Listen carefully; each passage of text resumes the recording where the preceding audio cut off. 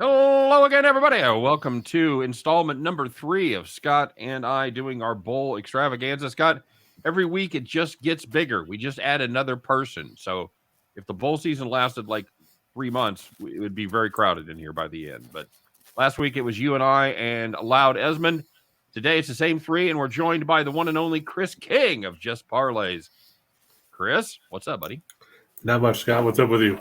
Nothing. Excited to get your take on some of these exciting bowl games. And we're going to run the full gamut today. We've got some bowls that people are going to care intensely about, and then we've got some bowls that people are going to care not so much about. So we'll just get rolling. Scott, good to see you again. I know you're on vacation down there in Florida, so it's good to have you here. Thanks for stopping by. And Loud, you said you had to go slop the pigs or castrate the goats or whatever. I got to say, it rained for several days, so the animal pens can't get cleaned when it's raining hard. So that's my afternoon today. I'll be cleaning out animal pens. Well, that sounds like the worst of any of us. No, I don't even know what Chris is doing, but that sounds like a worse plan than any of us have. So congratulations. So you sound surprised. I know you're up there in Washington. You're getting some rain. Getting some rain in Washington. That must be unusual, huh? Yes, highly unusual. Couldn't see that coming. All right, guys. Well, let's get rolling here. Let's talk about one of those games that probably not as many people are excited about as some of the others. This is going to be the Bad Boy Mowers. Pinstripe Bowl. Any guys ever used a Bad Boy Mower? No, but I have used a pinstripe and a bowl. Okay, fair enough. But you've probably never used a mower. That is true. Have you ever used a mower, Rachel? No, never have. Jesus, never. You never. You don't have your own tractor. Unfortunately, I don't have room in the apartment complex to keep the tractor handy. All right. So who cut the grass though when you lived like with your parents and stuff? Wasn't me. I didn't ask. You got a Gentile for that. They had a guy for somebody. that. They had somebody. I guarantee you they have somebody. All right. This is going to be Minnesota versus Syracuse. Line on this one is Minnesota at -9.5. It's moved up from 7.5. 41.5 is the total.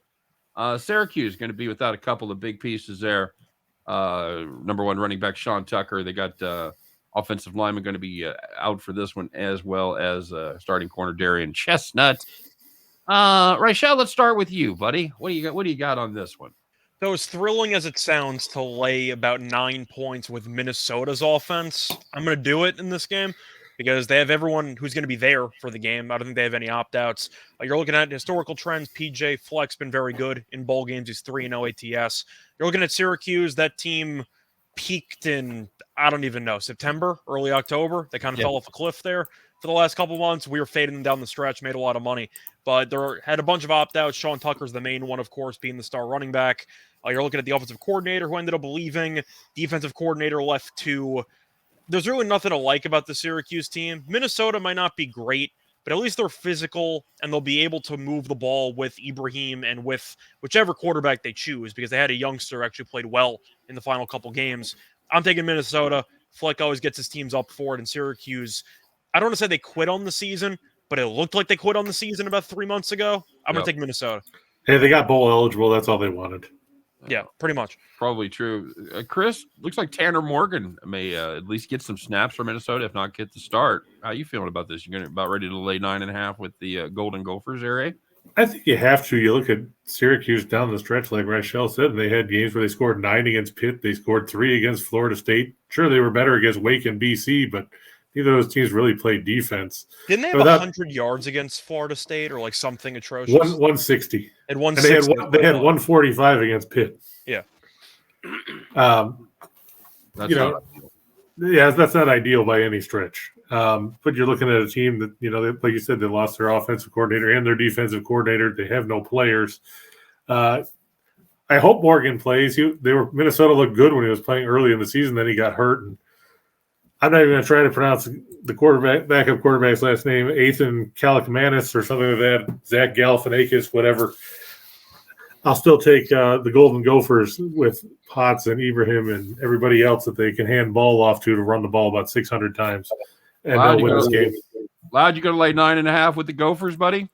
Yeah, the thing here for me is Ibrahim is close to setting several records for the Golden Gophers, and I think he is going to have a monster game.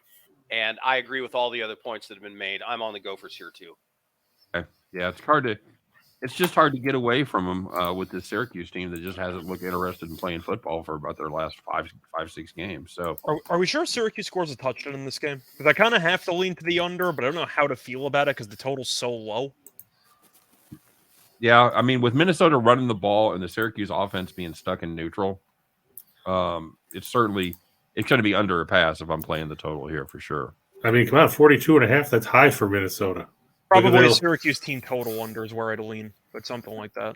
I mean, that's a high number for Minnesota. Look at their last 5 games. The totals were 37, 31.5, 40.5, 44, and 40.5.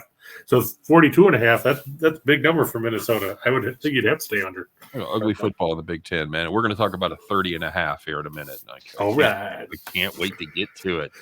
All right, but first, we got to talk about the Cheez-It Bowl, boys. It's going to be your Oklahoma Sooners against one of the arguably one of the hotter teams in football right now, the Florida State Seminoles. Oklahoma, 9.5-point favorites here. Is that really right? No, they're 9.5-point underdogs. That makes more sense. I wrote that down backwards. Yes, I'm like, I'm all over Florida State there. So just a 19-point discrepancy. Sorry, boys. Florida State, 9.5-point favorites. And your total on this game currently sits at 66.5. That seems high. Let's start with Chris. Chris, what do you got here? I mean, you're looking at a Oklahoma team that both their tackles aren't going to play. Eric Gray's not going to play. One of their defensive linemen's out, not going to play. Theo Weiss went into the portal. Florida State's basically got everybody playing. I think you've got to take the Seminoles here. As much as Reichel hates Mike Norvell, the Seminoles have played good football.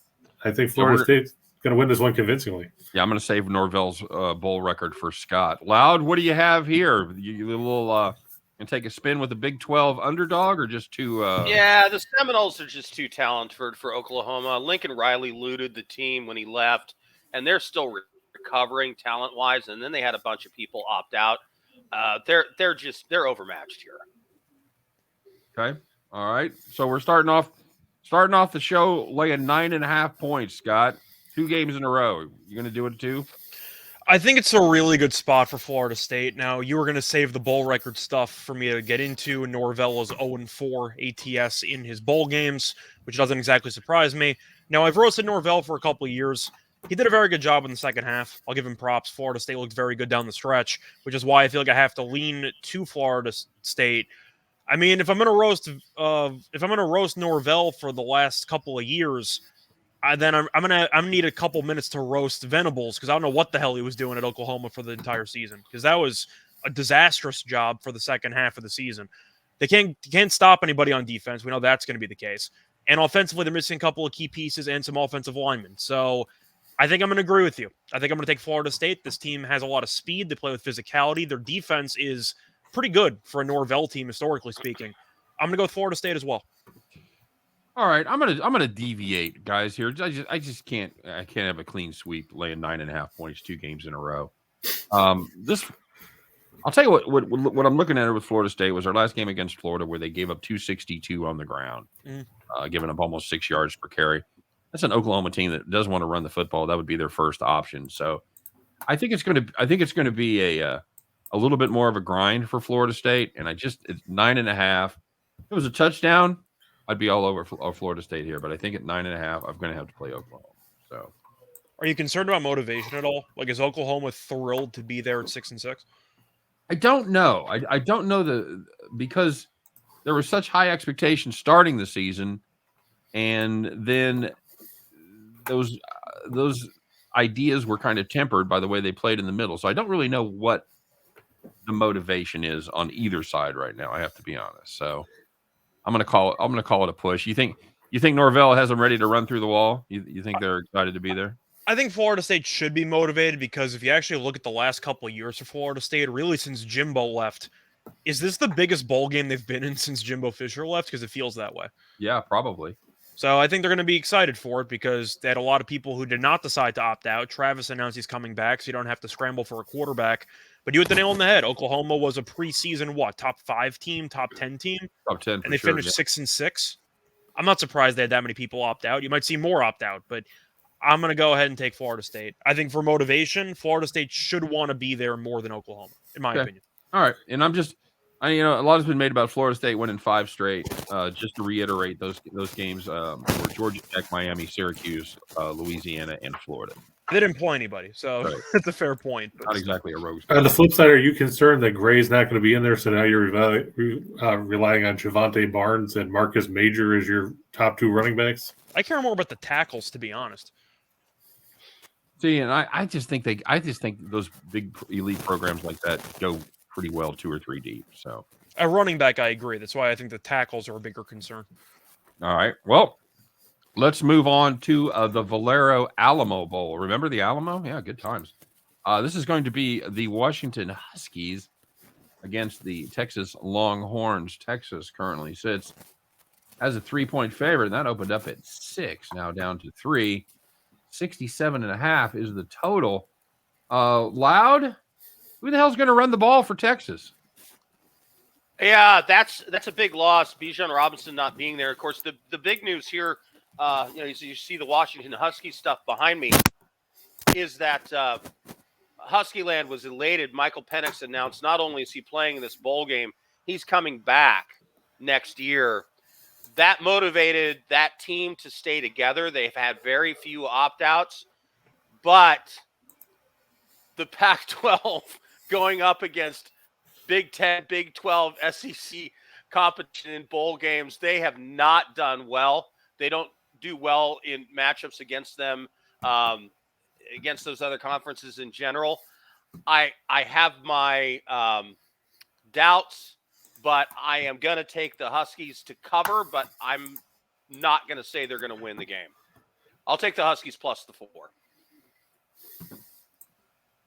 All right, very good. And just to reiterate here, Scott, the Longhorns rushed for 2,395 yards this season. They now have people on their active roster that contributed 215 of those yards.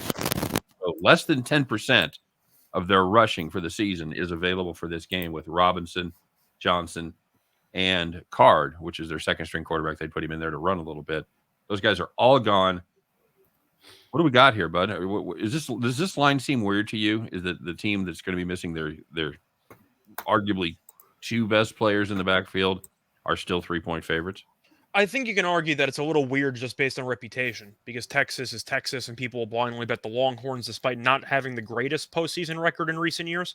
And Washington's playing the Pac-12 to play a lot of late-night games. Most people probably haven't watched them play. A lot of fun with Penix at quarterback. I like this team. I'm going to take Washington.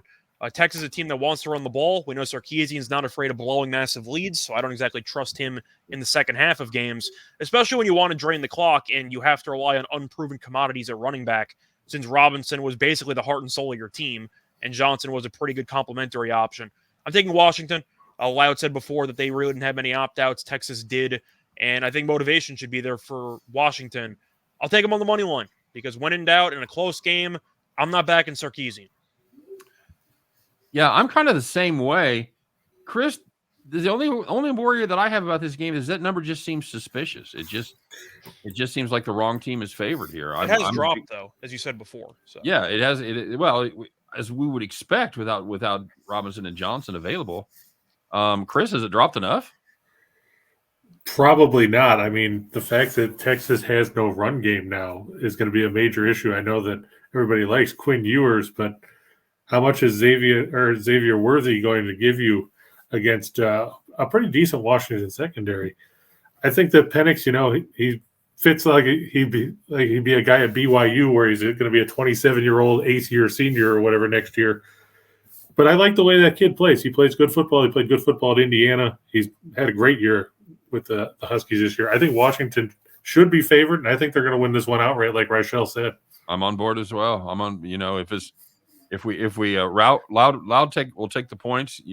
Three of us will take them straight up, and we are all betting on there's no okey doke on this line. So let's see. So the Washington fan is the one that has no confidence. Yes. As so often happens, the home team maybe has a little clearer eyes when it comes to their team. I don't know. We'll see.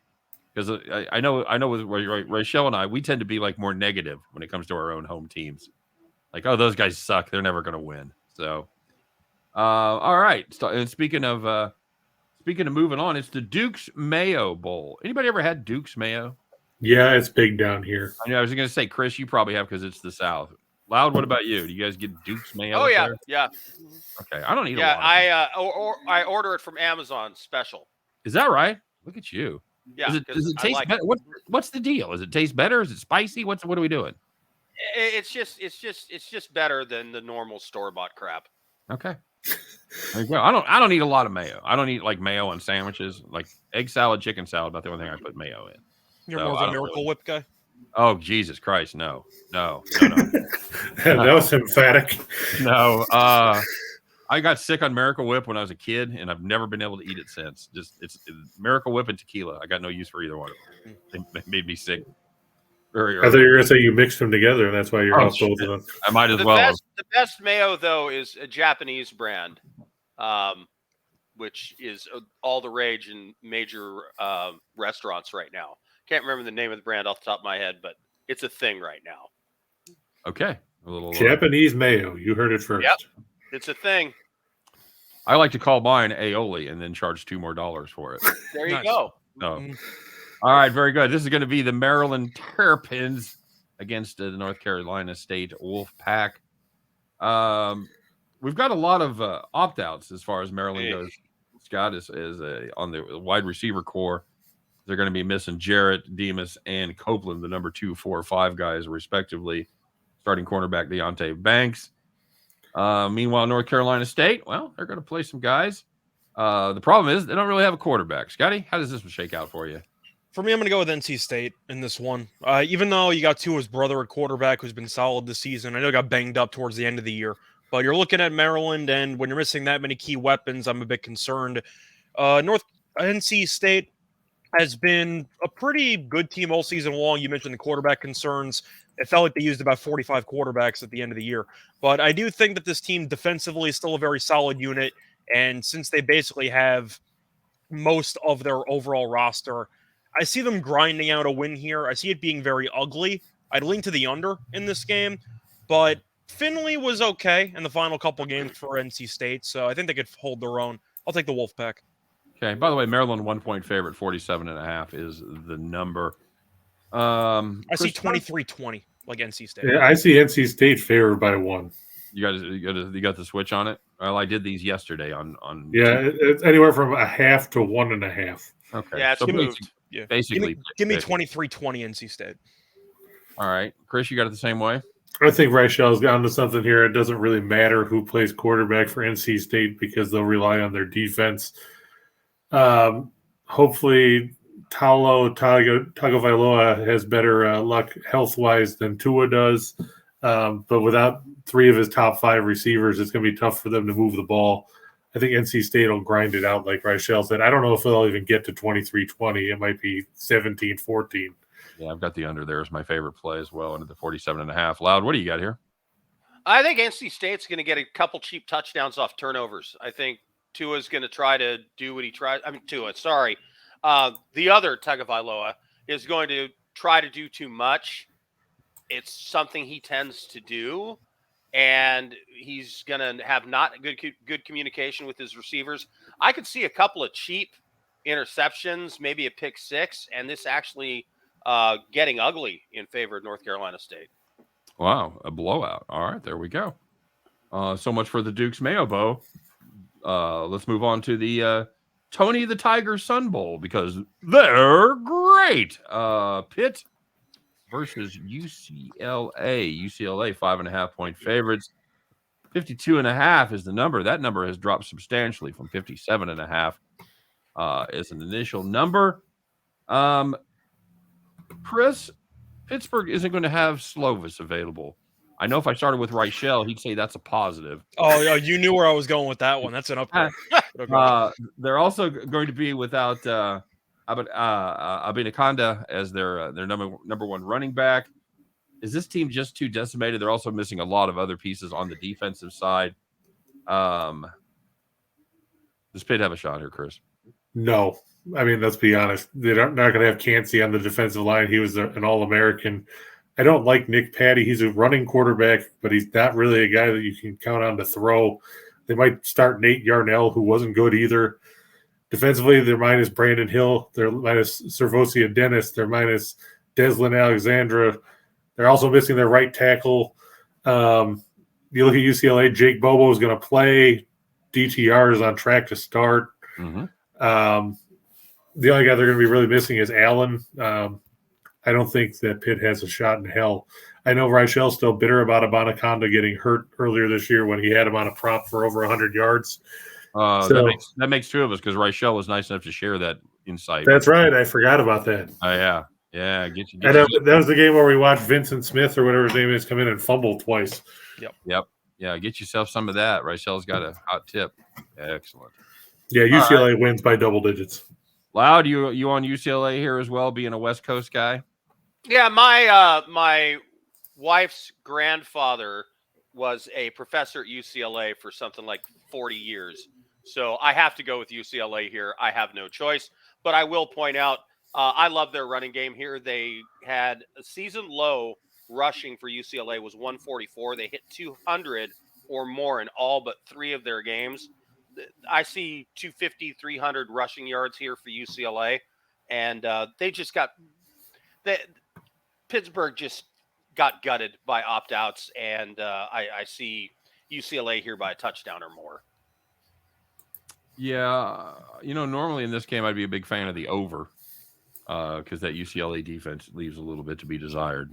But I think that I think they're going to have enough firepower to overcome that. Scott, what do you got here, buddy? I'm with Chris. I think UCLA beats the crap out of them. I don't think this game's going to be close. We saw Pitt struggle against high-octane offenses this season.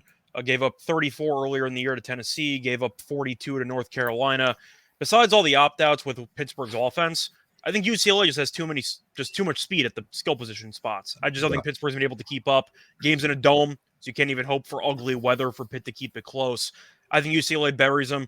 Narduzzi's a coach that I'm not the biggest fan of. I think he's okay, but I do think that you're looking at an offense which isn't very good to begin with. Now using a bunch of backups, including a backup running back, I have to assume UCLA wins this game comfortably by potentially 3 touchdowns. This game should get really, really ugly. I agree. I think this is going to be a situation where Pitt is going to have to chase, and that's going to even lead to more mistakes. And I think once this score gets to be 7 or 10, it starts to roll downhill fast. I think that's exactly what's going to happen. So, all right, very, very solid. Let's head down to Florida. Tax Slayer Gator Bowl. South Carolina at Notre Dame. Notre Dame 2-point favorites, 51.5 is your number. That's another total that we've seen drop substantially from 59 earlier in the bowl season. Loud, what are we doing here, buddy? Well, quarterback help is on the way from Wake Forest for Notre Dame, apparently.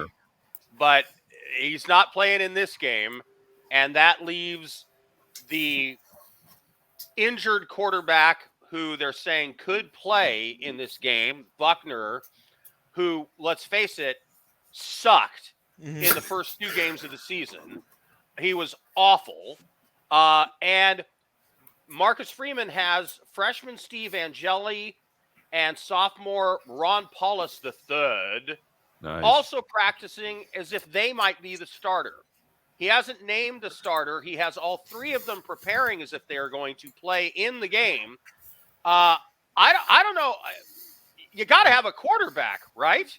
And you got one guy who was coming off an injury. He was terrible. Now he's going to be rusty as the Tin Man. And then you got 2 other guys that haven't played a down in college football, and they're going to start in a bowl game? No. I don't like this for Notre Dame at all because of the uncertainty at quarterback. Okay. All right. Very good. Richel, you going to take a little spin on the Cox here? You like the Cox? I'm going to go with the Gamecocks in this one. I think at the end of the day, you're looking at Notre Dame, and they had half the people opt out. Now, so does South Carolina. So it's not like they're clear from any opt-outs. But, I mean, I'm not a fan of Rattler. Steen and I have roasted him for years. But He actually looked good for the last couple games, and I think that's good enough for me. Notre Dame, Steen as always says, if you have multiple quarterbacks, then you don't have any. And I think that's a good case in this one for Notre Dame. I got to go with South Carolina. They finished the year off strong, beating the likes of Tennessee and Clemson. I'm going to go with South Carolina. I think they should arguably be favored in this spot, but I'll lean to the Gamecocks. I neglected to mention tight end Michael Mayer is gone for Notre Dame to the NFL, will not play in this game. And he was like 2/3 of their passing offense. So that's also a major point. Both teams are missing a ton of guys, but at least South Carolina has what a quarterback, like a decent quarterback. That's good enough for me. Right. Yeah. Well, if we know anything about Michael Mayer, he'll be back. For what? The You 30th? can't kill the man. The 30th movie? Yes. Chris, this is right down here in your neck of the woods. Yeah, I think you have to lean towards South Carolina here. I mean, Satterfield, the offensive coordinator, is going to go be in Nebraska. I don't think that's really a major loss. He didn't really fit in the system. Both their tight ends have transferred, including Austin Stogner, who Rattler was familiar with. But you look at Notre Dame, and like we said, Drew Pine's gone too. So it's going to be Buckner. Freeman said that on Monday, that Buckner's supposed to start after they got down there to Jacksonville. I know Carolina's lost a lot of guys. Marshawn Lloyd entered the portal as well. He was their leading rusher. But they're going to have Juice Wells. They're going to have DeCarry Joyner. I just got to lean towards the Gamecocks with the points here. You can't trust Notre Dame. I mean, that's a team that lost to Marshall at home earlier this season, and Marshall, we know, was not as good as they've been in previous years. Very true. All right. Man, I worry about this Gamecocks rushing defense. I really do. They are a team that you can definitely run the football, and I think that's what Notre Dame's going to have to do. I'll be the contrarian here. I'll take the I'll take Notre Dame. There's just a couple of those South Carolina games that just really, losing by 32 to Florida, losing to Mizzou at home by 2 touchdowns. Just not great looks. I think this team can go out there and lose to anybody, but they can't compete. So, well, that's because they were amped up because they had beaten Texas A&M and Kentucky before that. So that A&M win didn't turn out to be that valuable by season's end. No. All right, so let's move on down the road as the Barstool Sports Arizona Bowl. Oh boy, still waiting for the Urinal Mint Bowl. This is going to be Wyoming and Ohio, the Bobcats. And Bobcats 2-point favorites here. And 42.5. 42.5. Jesus. That's your number. Scott, Wyoming going to be missing Titus Swen. And going to be missing one starting corner. Of course, Kente Clinton was hurt earlier in the season. And big edge rusher there in Omotosho. Now, Ohio, of course, without Curtis Rourke, MAC Player of the Year last couple seasons, or Offensive Player of the Year. KJ Harris did okay, kind of got exposed in the championship game against Toledo. What are we seeing here, Scott? Which part got exposed? That he can't throw? Yes. Okay. Yes. He's still running. Very good running quarterback. For me, I'm going to go with Wyoming here. It really should be a coin flip, so I definitely think the line is pretty sharp and the total's low for a good reason. But if you want to look at, even though Wyoming does have some opt-outs, I do have to acknowledge that Wyoming's coach is actually very good in bowl games. Bowl fitting is 11-3 ATS in bowl games. But you're looking at Ohio, and typically I like to fade the MAC in bowl games. I think Wyoming's run defense is good enough to limit Ohio, and with Rourke being out for the year, they're just a little bit too one-dimensional for me offensively. I will acknowledge the opt-outs for Wyoming. There's a decent amount of players, but I do think the Mountain West was a better conference than the MAC, and Toledo really had no issue stopping that offense for the entire game. No. Give me Wyoming in a very hideous game. I see some type of 17-10 game, something really ugly. I'll lean under, but I'll lean Wyoming. Okay. Chris? I agree with Scott. I mean, this is one of those games where if you need a nap in the middle of the afternoon, turn it on. You'll be asleep by the time a drive is complete. Losing Rourke was a huge blow for the Bobcats. It's I would have picked the title game if he was healthy. Yeah, I mean, that family seems to have bad luck because, his brother, Nathan, that played there before, he plays for the BC Lions up in the CFL. He got injured too. Yeah, he was out for like 2 months. Like Scott said, Harris can run, but he can't throw. And, you need to be more than one-dimensional against a Wyoming team that isn't bad defensively. I know we lost a lot of players. And outside of Swen, Joey Brosh transferred as well, taking another running back out of the room there.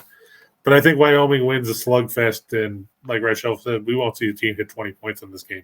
They beat Air Force earlier this year. They can stop the run. That's good enough for me. Yep. And then they lose 30-0 to Fresno. So it turned out to not be that terrible because they won the conference.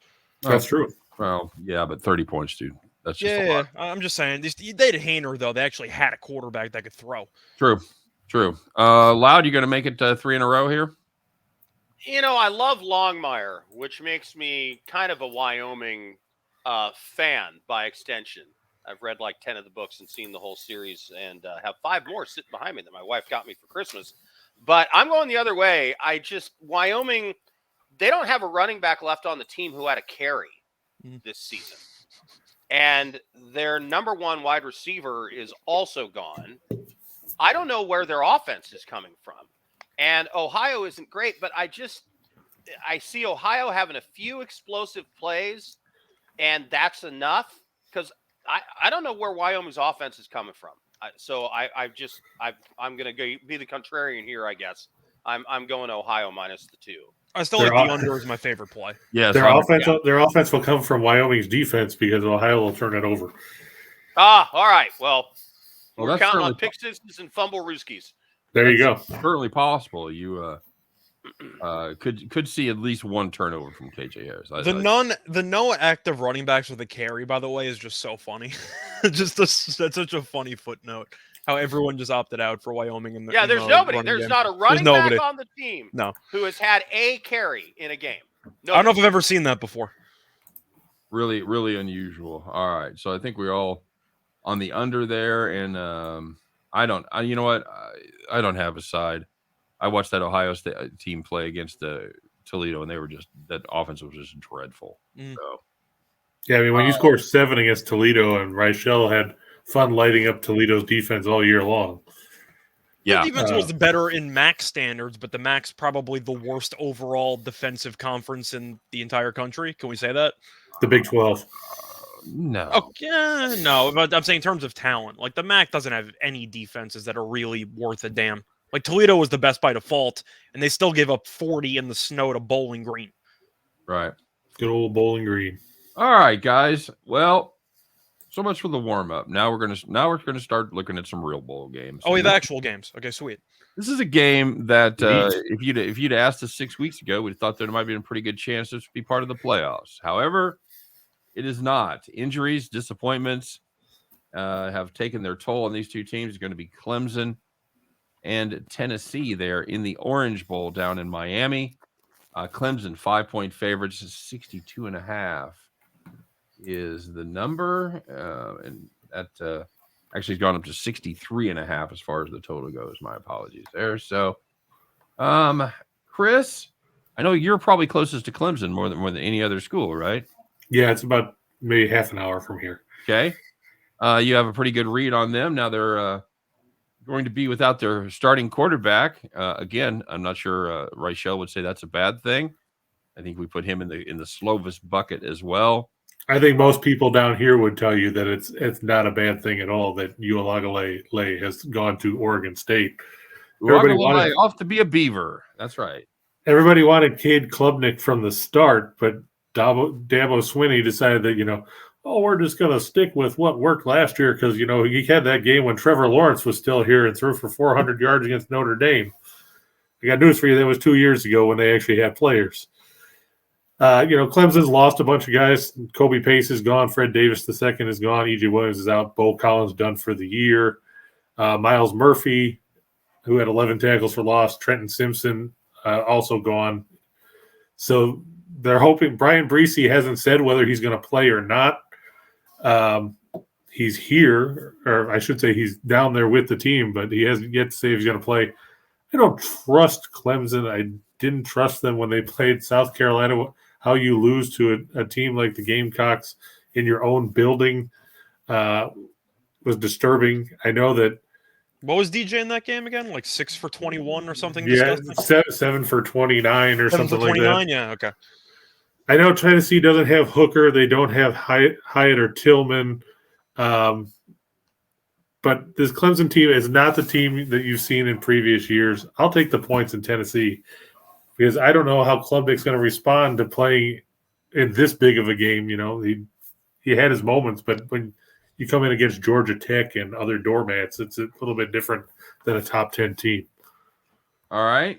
Loud, without Hooker, what do we got to like about this Tennessee team? They're not Clemson. You got Joe Milton the third. Yeah,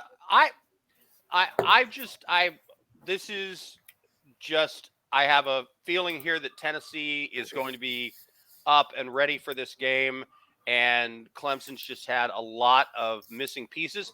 You know, I actually like them better without Uiagalelei, but I still am going to go with Tennessee just to cover.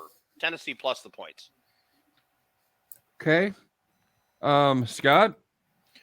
So I'm actually in the area. I could potentially go to this game. Not sure if I'm going to, but good seats still available. Agree to disagree because I think Clemson's going to beat the crap out of them, to be honest with you. I think this game's going to be a rout. Tennessee, I don't really like anything about this team. You're looking at their 56-point win against Vandy, and Joe Milton, their quarterback, went 11 of 21. They're missing their two best wide receivers. We already talked about Hooker being out. I think Klubnik's really good, and I watched them beat the hell out of North Carolina. Now, North Carolina, I know, fell apart. They're probably going to get their brains beaten by Oregon later today, but They did win their conference title game by a bunch. And Clemson, you look at Dabo Swinney's overall record in bowl games, he's actually very good against the spread. I believe he's 12-6 ATS in bowl games in his career. They had a couple opt-outs, not many starters, though. They're missing Uiagalelei, which I think is an upgrade. They're missing Murphy on the defensive line and Simpson at linebacker. But overall, most of the starters are playing. I like this defense. I think that Klubnik's going to play well. I think Clemson kills this team. I think Clemson wins this game comfortably. Yeah, I can't get past this Tennessee defense that gave up 63 to Tennessee. I mean, they gave up to South Carolina. South Carolina. Sorry. Yeah, that's. I can't get past that, man. 11 of 21 though against Vandy for your quarterback in this. Like, now you're facing Clemson's defense. Like, I think Clemson kills them. Although you are kind of bearing the lead there that they did run for 12.4 yards per carry. Oh, I get it. I'm just saying you complete 50% of your passes against Vandy. I'm not exactly impressed by your backup quarterback. But if you don't need to, throw, then you don't need to throw. Yes, they need though. They still attempted 21 passes. So when they did throw it, he wasn't accurate with the football. That's kind of my point. Okay. But he hadn't really played in eternity because I mean, you know, he didn't barely play. We watched him in Michigan. Like he wasn't great at Michigan, if we're being honest. But whatever. I mean, I already made my point. Steen, what do you think? Yeah, I've got to play Clemson here. I just can't have faith in this Tennessee team that is just completely different without Hooker, and I don't have faith in that defense. So I'm going to lay the points with Clemson here and probably regret it. I don't have faith. I don't have faith in Clemson's offense, and I don't care what Klubnik did against North Carolina. No, because North Carolina is not a powerhouse defense either, as we've seen all year long. Their defense is terrible. I just think Klubnik's actually really good from what I've seen in a small dose. But I also didn't mention that Tennessee's missing its offensive coordinator. I don't know if that's going to matter that much because Heupel has, of course, an offensive background, so I'm sure he can call the plays if he wants to. But with questions on both teams' offenses, I feel a lot better about Clemson's defense. That's kind of the tiebreaker for me. But I think Clemson's going to kill them, in my opinion. All right. Well, now the one that we've all been waiting for. This is going to be the I don't even know what the name of this bowl is. The first attempt bowl. It's the Perfect. It's the Perfect Music City Bowl. It's the Don't Watch This Bowl. It is starring your Iowa Hawkeyes and the Kentucky Wildcats. And we talked about this game a little bit earlier. Iowa is currently sitting as a 2-point favorite, and the total in this game is 31. It is first team to score a touchdown wins. It has actually come up from 30.5. Yeah. Yeah. Loud, you get the honor here. College Steve. football news. College football news. I'm going to steal this from them. It was such a good line. Such a good line. I've got to use it. 2 teams with a bunch of players wearing Iowa and Kentucky uniforms will run onto the field, and a game of football will be played. After that, good luck trying to figure out what this is going to be. It's a mess. Will Levis gone for Kentucky. Running back Chris Rodriguez also not going to play. Iowa had the second worst offense in all of college football. No passing game. Scoring was like, good luck getting a score here and there. Are they using a third-string quarterback too, by the way? Yes, they are. Yeah. Because Petrus is out and Padilla transferred, so it's Joey Labas with Joey 0 Labas. career pass attempts. But if you loved that Iowa offense before with powerhouse Spencer Petrus, you're really going to love it now with Joey Labas.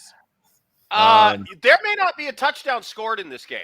Is kind of where I'm. I love the under here. It's very low at 31, but this is going to be like 10-6 or something. In my opinion, that's just me. Yeah. Oh man. Oh, Scott, is this going to be as ugly as we think? I mean, I agree with the under. I mean, it's really a game where you're trying to piece together 31 in your head. You're breaking it down. That's 4 touchdowns and a field goal. I'm sorry, where are there going to be 4 touchdowns in this game? Like, where is that going to happen? They'd have to all be defensive touchdowns or That's what I'm special saying. teams. You're trying to look at a low total, and then you break it down. You realize, like, how are these teams going to even combine for 3 touchdowns, let alone 4? I'm going to lean to Iowa, I guess, because I know their defense can score touchdowns, and they're used to playing these rock fights. But I got to agree with the under. I just don't see many points. I really do see like a 13-6 type game. You might get a defensive touchdown, maybe a prop bet there. Iowa defense. Couple first. Safeties. Maybe. Got to be careful. The safeties might put you over. Yes. But you also are aware of Iowa having very good defense and special teams. Maybe they block a punt, something stupid. They'll play the field position angle, which tends to work out for them. Give me Iowa in, once again, a 13-6 type game. I agree with Loud, though. I think you might get a ceiling of 1 touchdown. My prop in this game, Iowa defense first to score. Like, whatever the prop is, take the plus, I don't know, 20-1 or something. Give me a defensive score for Iowa. Okay. Chris, you on the under train here, too? I think you have to be. I mean, if you got a guy with no career pass attempts going against a guy who's thrown 29 passes this year for Kentucky and Kaya Sharon. With no star running back to help him out. Well, at least they still have Cavassier Smoke. But Rodriguez was the main running back for that team. Well, yeah, but he was also suspended. Way, he was also suspended early in the year. So, by the way, one of my favorite weekend things to do, Cavassier Smoke. So nice. There's that. Outstanding. I'm going to be. Oh, never mind. Smoke's in the transfer portal too. Oh, okay. Easy come, easy go. Sorry. There you go. We hardly knew ye, Cavassier. Everybody remembers that game at the start of the year where Iowa beat South Dakota State 7-3, where they got a field goal and 2 safeties. And we thought, hey, this was a fluke. No, it wasn't. That's Iowa football. Cavassier Smoke and Smoke Monday need to be on the same NFL team someday. That'd be fantastic. That would just be the best. Very good. I think you have to go under, but I'm going to lean towards Kentucky because at least their quarterback has thrown a pass. All right, I'm gonna play contrarian once again here. I think there's going to be enough offensive screw ups that leaves them in great field position that we're gonna sneak over the total. I don't think there's going to be any long drives, but I think there's going to be a couple of short fields that lead. So they're going to kick 11 field goals. I see two offensive touchdowns, 1 defensive or special teams touchdown, and the rest field goals. I think that's how we get there. I think 4 field goals, 3 touchdowns, 2 offensive touchdowns, 1 defensive touchdown, 4 field goals. We're over. That's how I got it. So, all right, let's talk a little bit about the Big 12 versus the SEC as we head to the New Orleans and the Sugar Bowl. K-State Wildcats against the Alabama Crimson Tide. This number has gone up 3 points from 3.5 to 6.5 as we find out everybody from Alabama is basically going to play. 56.5 is the total. Not surprisingly, no opt-outs for K-State either, as they are play a New Year's 6 or BCS game for the first time in their history. Well, I guess they played the Orange Bowl back in the day, but first time since it's been switched to BCS and then FBS. So K-State, happy to be there. Where are we at, Scott? With you? Yeah, whichever you want to go, doesn't really matter. We finished with Loud. No, let's start with Loud. Loud, is this as big a mismatch as the odds makers have it, or can the Wildcats compete with this Bama team?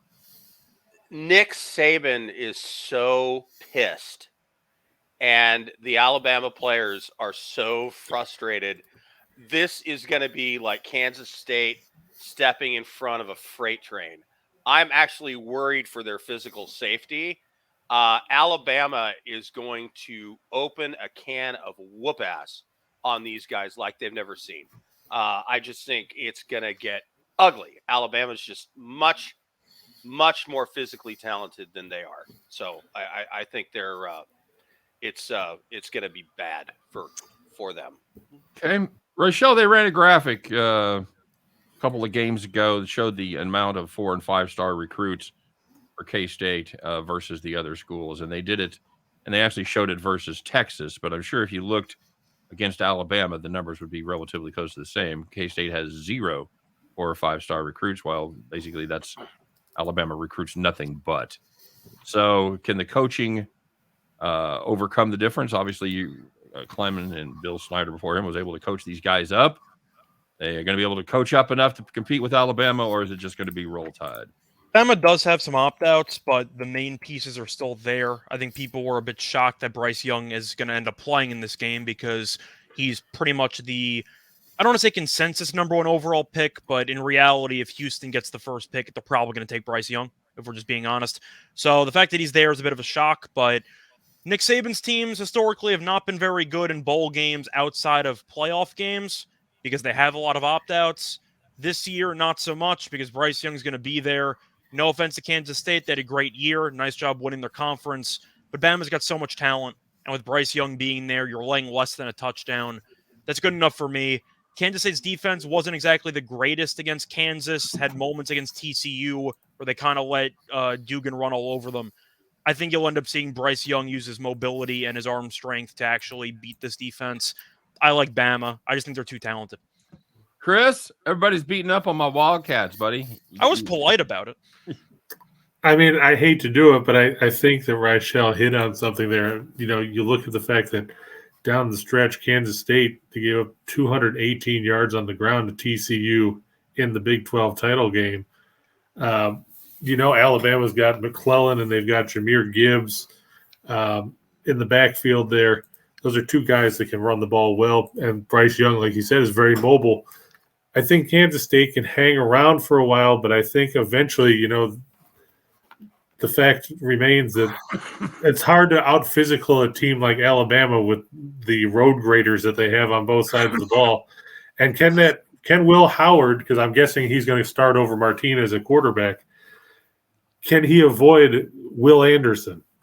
Because Will Anderson, we know how much of a force he is in there. Plus, you've got To'o at linebacker and DeMarco Helms. That's a really tough front seven that Alabama brings to the table. If Deuce Vaughn can't get going and you become one-dimensional, you have to worry about Kansas State's chances. I think Alabama will win it by about 10, but I don't think they're going to get necessarily trucked out of the building. Okay. You know, I like this K-State team, as you guys all are well aware, but they have 3 losses this season, and they're arguably the 3 best teams they played in Texas, TCU, and the out-of-conference game against Tulane. And they avenged one of those losses. And they did avenge one of those losses in the Big 12 championship game against TCU. Having said that, I think that it's just a matter of 2 programs that are at different spots. K-State is, I think, you certainly can make the argument they overachieved this season with the talent that they have. Well, Alabama has underachieved. I think Loud brought up a point to start us all off. I think this is going to be an angry, hungry Alabama team. I don't think this is a great spot for K-State. I'll be rooting with them. I'm not going to bet this, but I just, at the end of the day, and they may even hang with them for a half. But at the end of the day, I think the physicality, better athletes are on the Alabama side. I think they ultimately wear them down and cover the 6.5. Sorry, Emon Nation. All right. So good thing Truman's not watching. He'd disown you. No, he's probably realistic about it too, even though they're driving down there to see the game. Shout out to the boy and everybody that might be tuning in for the Purple Pride. I'll be there in spirit. Let's take a look at the Relia Quest Bowl. This is going to be Mississippi State and Illinois as the Illini try to get their postseason going. Mississippi State 1-point favorite. 46 is the number there. Scott, Illinois, going to be missing a few people. Yeah, that's one way to put it. You can talk about how their entire offense is kind of shot because Chase Brown's not going to be there. So besides that, what else do you like about this offense? Is there anything you like about this offense? Is Danny DeVito playing? Unfortunately, no. Unfortunately, he's not. I'm on the Bulldogs here. Even if Brown was playing, it's a rare spot. It's an especially rare spot because, I mean, if we're just going to address the elephant in the room, one team had their coach pass away after the final game of the season.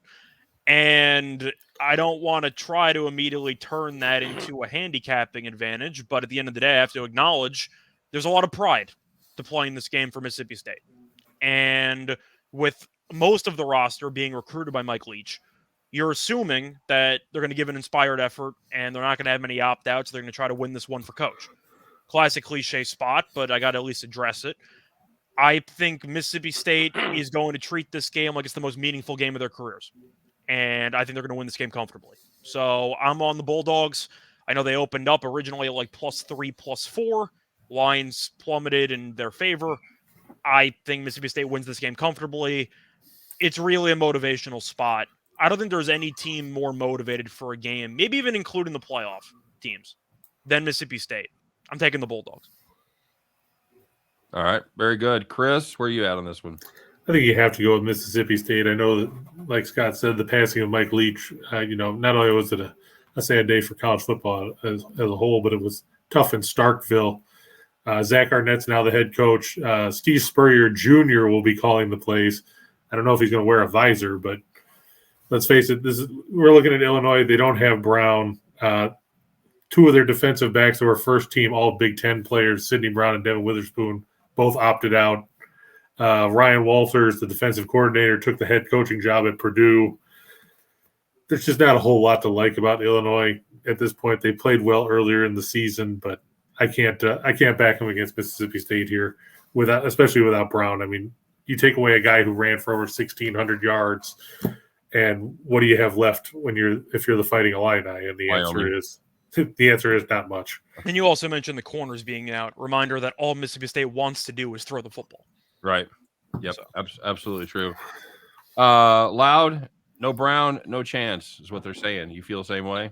Yeah, I'm really on this because of Mike Leach and how motivated that team is going to be.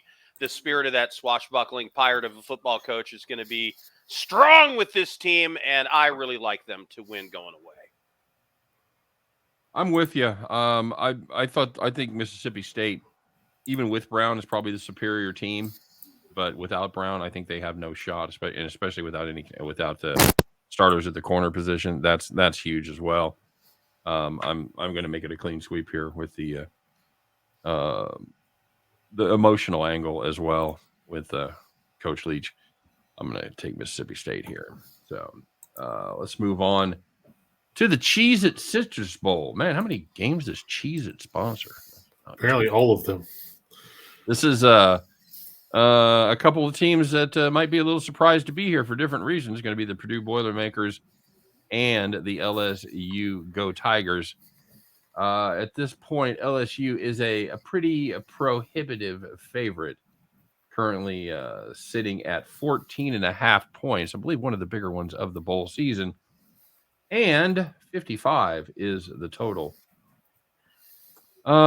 Chris, sort it all out. Is 14.5? Are we really laying more than 2 touchdowns against Purdue? I mean, at this point, you have to wonder, is Purdue back to being Purdue? Because Brom is gone. He took the job at Louisville. So did his defensive coordinator.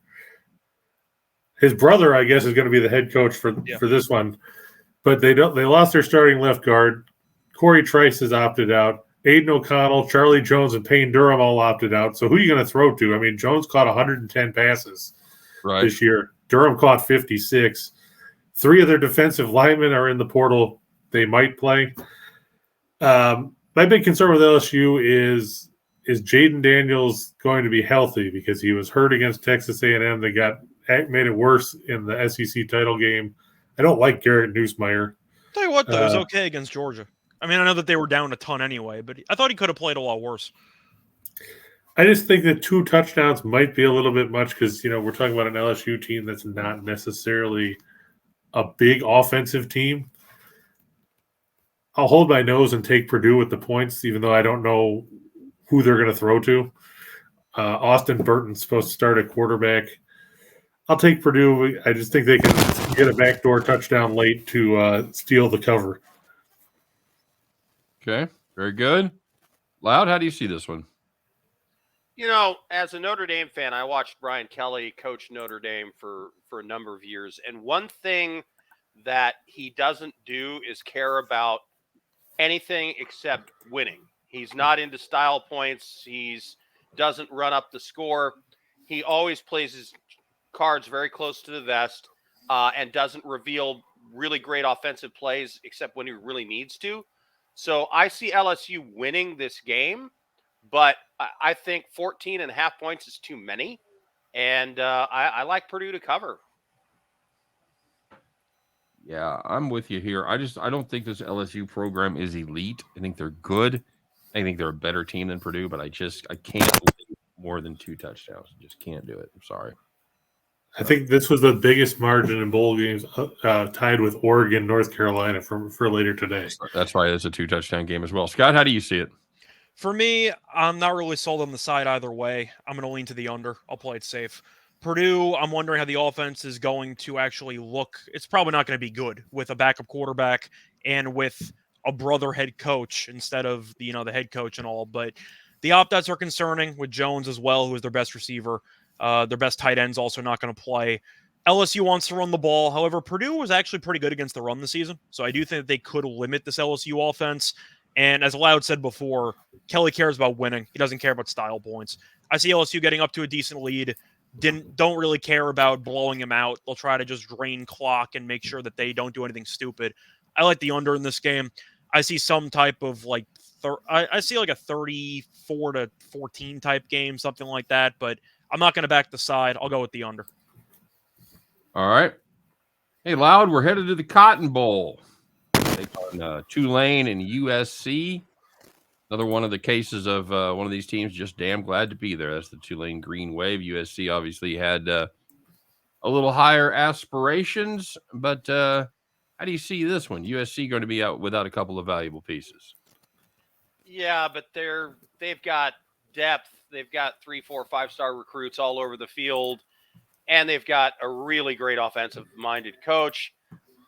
Tulane, man, I just don't know how they're going to keep up with USC. I see USC pulling away in this game. Maybe it's close for a half, but I see USC covering here. Scott, you got the Trojans here as well. Are there any official updates of Caleb Williams actually playing? I know that he's going to be there next year, but he hurt his hamstring in the conference title game. Is he healthy? What's the story with him? As far as I know, he's out. Okay, that's what I thought. So double checking here.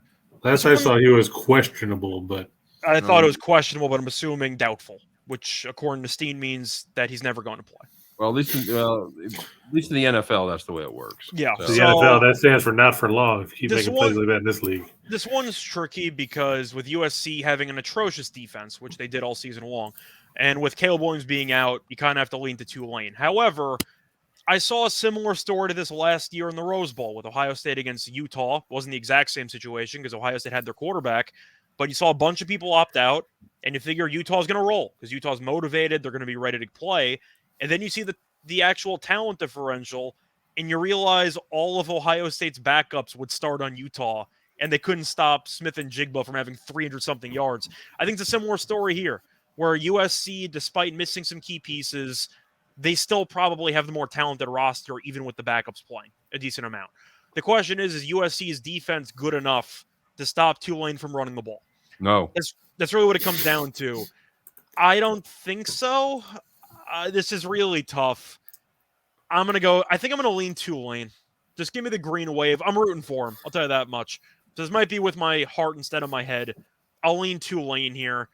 I just think USC's defense is awful. The offense should look a lot worse because Caleb Williams had to do so much improvisational stuff with this team, not to mention Addison being out, etc.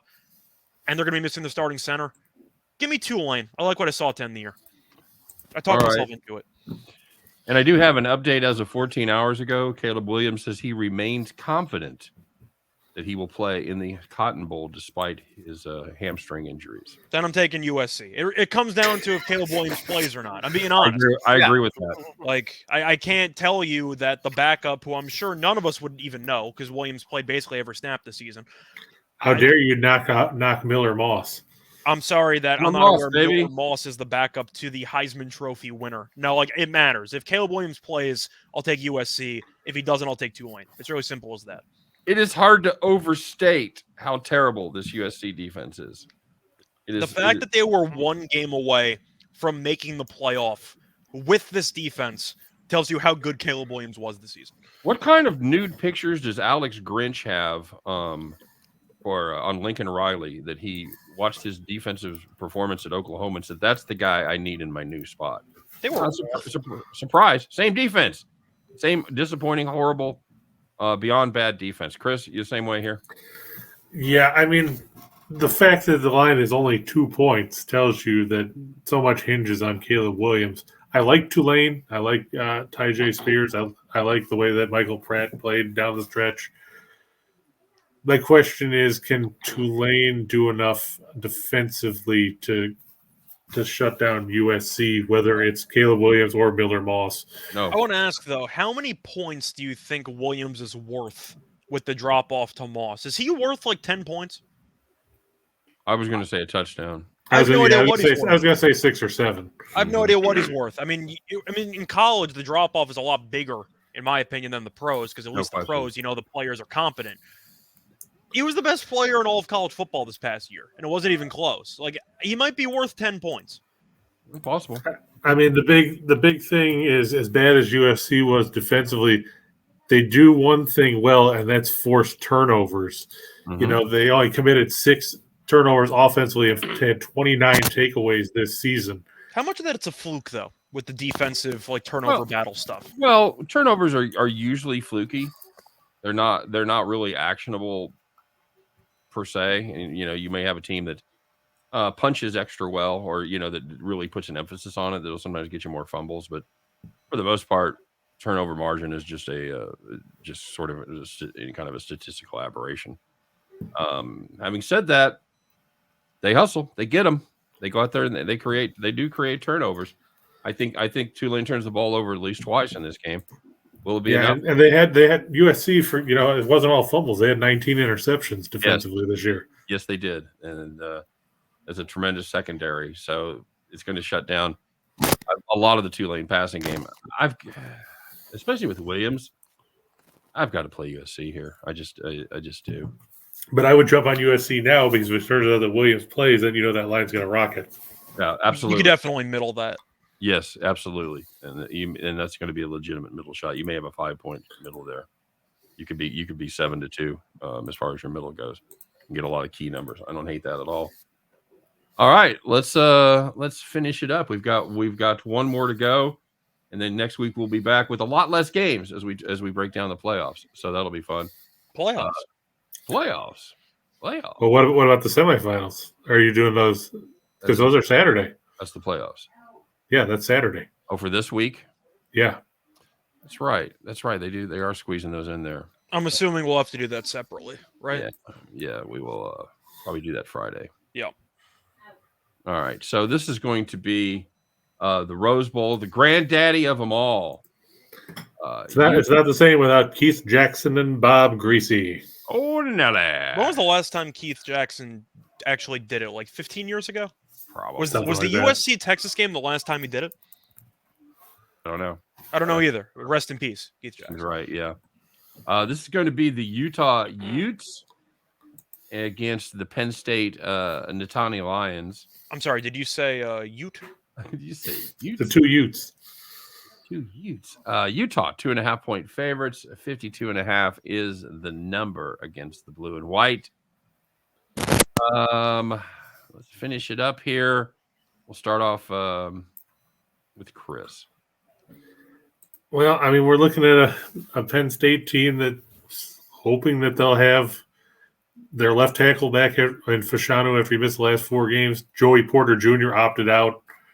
But, they still have a lot of their guys. I know that Rochelle's not a big fan of the quarterback situation in Happy Valley because I know how much he loves Clifford.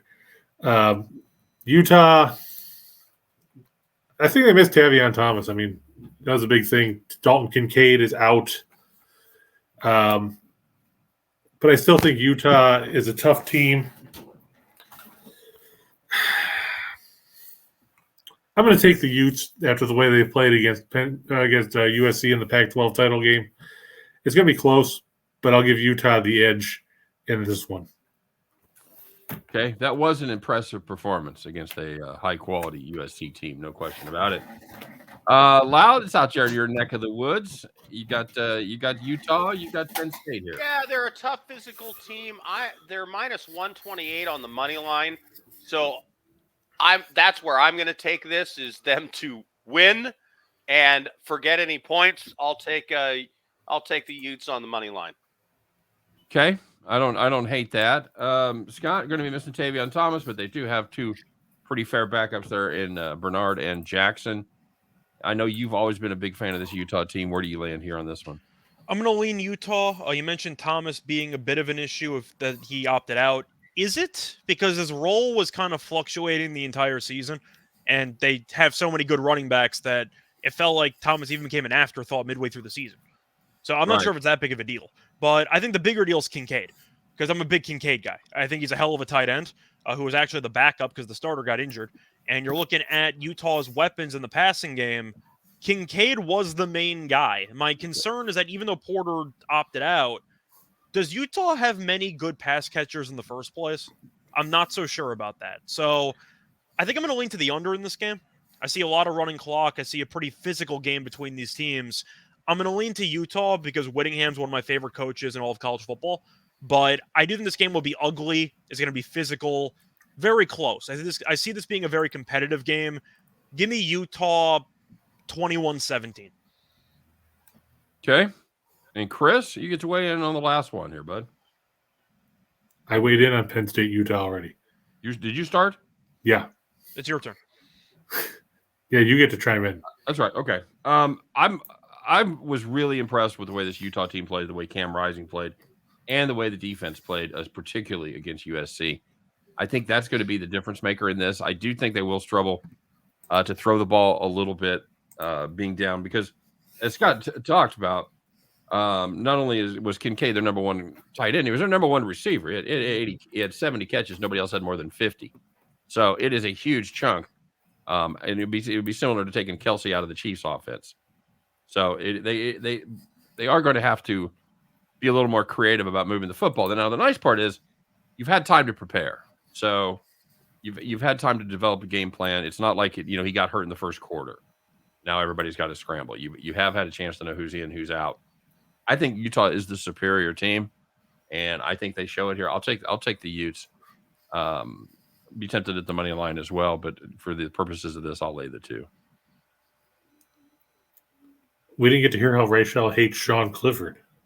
I didn't even bother. People know my stance on him. The truth is, I'm not a Clifford fan because Penn State's trying to pretend that they're competing for a Big Ten title every year. Compared to the rest of college football and some other Power 5 schools, he's not horrible. I just think that they stuck with him too long to expect him to suddenly become a phenomenal quarterback. He's fine. whatever. That's how So I look at him. Who do you hate more, him or Slovis? Slovis is awful. Like, Slovis doesn't belong in a Power 5 school. I think Clifford could. I think he belongs in a Power 5 school. I just think he's mediocre. But Clifford, Slovis, no. Slovis, or Rattler? Who you got? Ooh, that's Based a good on the one. last couple of weeks, Rattler. He's got more Oh. upside. All right, very good. Slovis right. is going to be playing at BYU next year, so you get your wish. He's not going to be in a Power 5 conference. Yeah, a guy converted to Mormonism to become to stay a starting quarterback in college football. No, I'm just Gotta not do a what fan you of got to do, Slovis. man. Yeah, you got to do. Desperate times call for desperate measures. But no, Slovis, I think, is significantly worse than Clifford. I don't think it's even close. All right, very good.